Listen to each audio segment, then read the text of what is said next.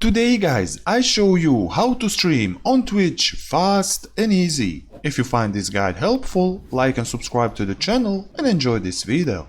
First you need to do, just open your browser and type Twitch and open this first site.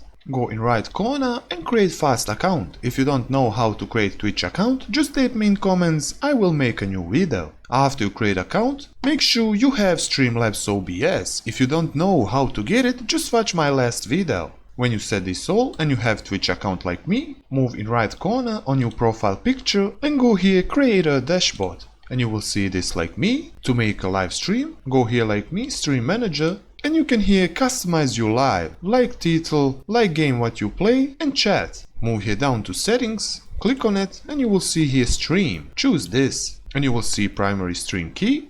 Just copy this, don't share with anyone, and make sure you have here low latency for interaction in real time.